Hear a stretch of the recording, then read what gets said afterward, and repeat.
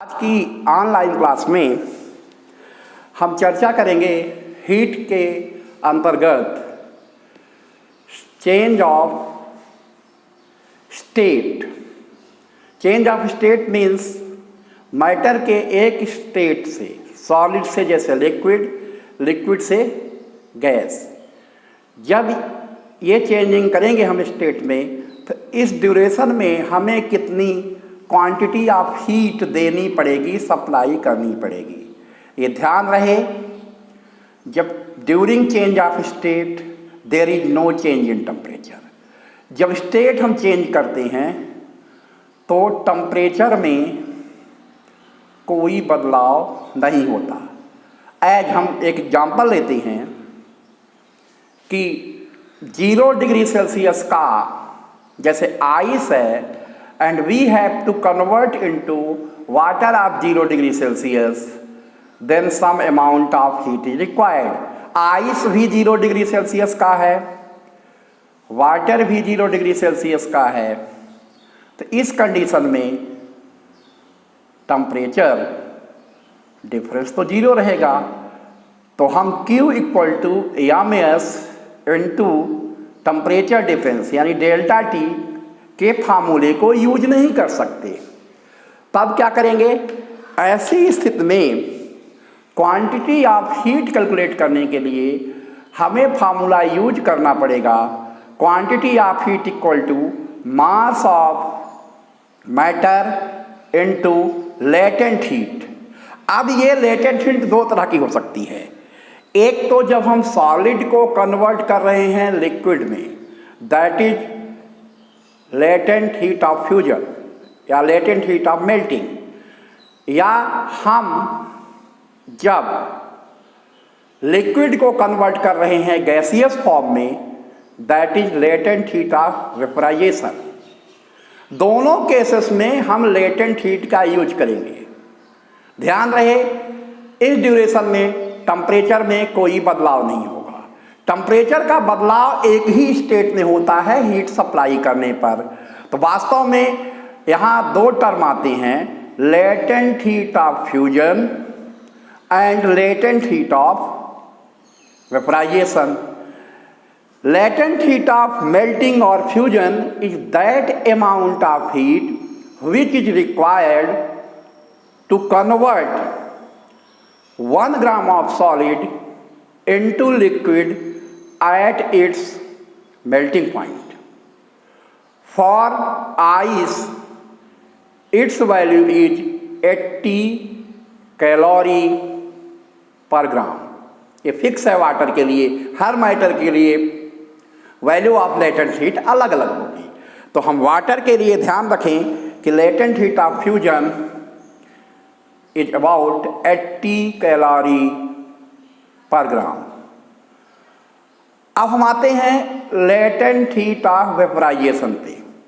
Latent heat of vaporisation is that amount of heat which is required to change the 1 gram of liquid into gaseous state. जैसे 1 gram water को हमें 1 ग्राम steam में convert करना हो, उस duration में हमें जो हीट चाहिए वो latent heat of vaporisation of water है। वाटर के लिए इसकी वैल्यू 536 कैलोरी पर ग्राम होती है। वाटर के लिए हमने वैल्यू बता दी है, आइस के लिए, वाटर के लिए। अब इसे हमें समझने के लिए कोई एग्जाम्पल लेना पड़ेगा। We take an example and see how we can calculate latent, with the help of latent heat, amount of heat required to state change. तो अब यहाँ पर जब हम लेते हैं तो फाइंड आउट, क्वेश्चन ये है, find out amount of heat required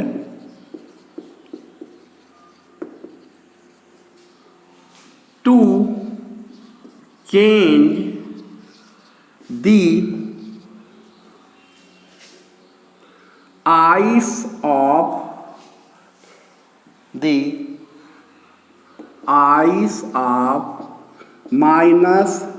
-5 degree Celsius into water of 10 degree Celsius. Mass of ice is 10 gram. ध्यान रहे, ये क्वेश्चन ये कह रहा है find out amount of heat required to change the ice of -5 degree Celsius. Ice का जो temperature है वो -5 डिग्री सेल्सियस है, इसको वाटर में कन्वर्ट करना है किस टेम्परेचर तक? 10 डिग्री सेल्सियस तक, और जबकि आइस का मास 10 ग्राम है। ध्यान रहे, हम डायरेक्ट आइस से वाटर में यानी -5 डिग्री सेल्सियस से 10 डिग्री सेल्सियस के वाटर में कन्वर्ट नहीं करेंगे। हमें सबसे पहले फर्स्ट ऑफ ऑल हमें पहले -5 डिग्री सेल्सियस के आइस को 0 डिग्री सेल्सियस के आइस में कन्वर्ट करना पड़ेगा। फिर 0 डिग्री सेल्सियस के आइस को लेटेंट हीट का यूज करते हुए हमें 0 डिग्री सेल्सियस के वाटर में कन्वर्ट करना पड़ेगा। फिर 0 डिग्री सेल्सियस के वाटर को 10 डिग्री सेल्सियस के वाटर में कन्वर्ट करना पड़ेगा। तो यहाँ पर हमें दो फार्मूले यूज करने पड़ेंगे। दो केसेस में मास into specific heat into temperature difference, और एक केस में जब स्टेट चेंज होगा उस ड्यूरेशन में मास इंटू लेटेंट हीट यूज करेंगे। तो हम देखते हैं mass is 10 gram, yam is 10 ग्राम। तो सबसे पहले हम निकालते हैं amount of heat to change 10 gram of water into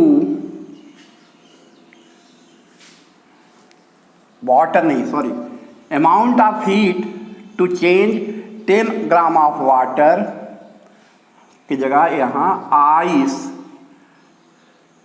amount of heat to change 10 gram of ice into ice of 0 degree Celsius.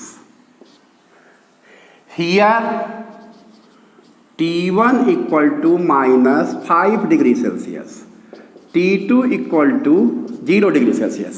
Initial temperature जो है इसका है -5 डिग्री सेल्सियस है, फाइनल टेम्परेचर 0 डिग्री सेल्सियस है।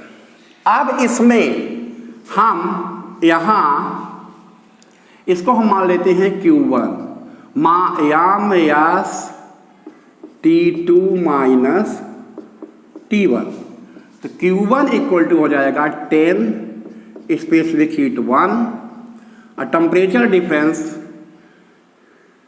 T2 0 -5। तो Q1 equal to 10 × 1 × 5, this equal to 50 calorie. मतलब 50 calorie heat देने पर 10 ग्राम आइस कन्वर्ट हो जाएगा 0 डिग्री सेल्सियस के आइस में। Q1 50 calorie. अब heat to convert ice of 0 degree Celsius into water of 0 degree Celsius. अब यहाँ पर स्टेट चेंज होगा, यहाँ पर 0 डिग्री सेल्सियस के आइस को हमें कन्वर्ट करना पड़ेगा 0 डिग्री सेल्सियस के वाटर में। तो यहाँ Q equal to mass into latent heat use करेंगे, heat to convert ice of 0 degree Celsius into water of 0 degree Celsius. तो यहाँ पर जो फार्मूला हम यूज करेंगे वो फार्मूला ये होगा, Q2 equal to M into L. Q2 equal to 10 gram ice है, लेटेंट हीट 80 होती है, तो Q2 आ जाएगा 800 कैलोरी। 800 कैलोरी। यहाँ पर स्टेट चेंज हुई है, इसलिए मास into specific heat into temperature difference वाला फार्मूला यूज नहीं हुआ। अब हम जब चेंज करेंगे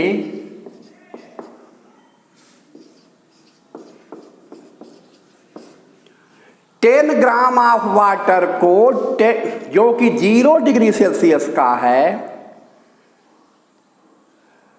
10 डिग्री सेल्सियस के वाटर में, अब यहां पर टेम्परेचर डिफरेंस है, तब हम फार्मूला यूज करेंगे Q equal to mass into specific heat into temperature difference, that is Q3।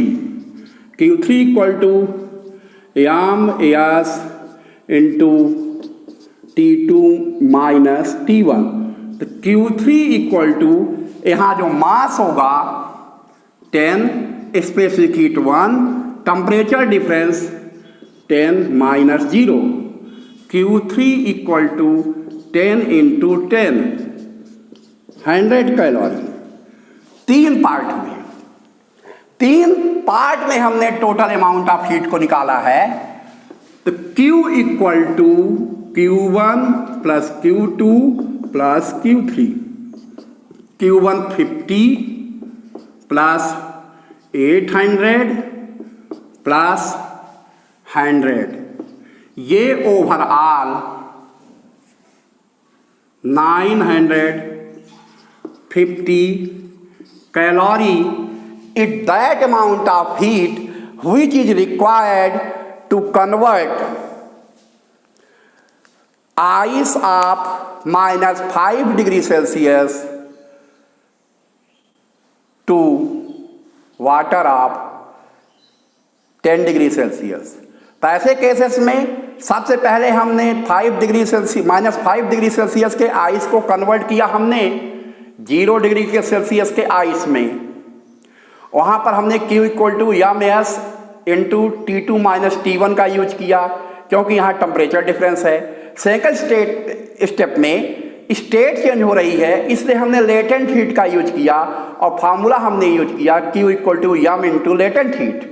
Third step में लिक्विड स्टेट में आइस आ चुका है वाटर के फॉर्म में, तो 0 डिग्री सेल्सियस के वाटर को हमने कन्वर्ट किया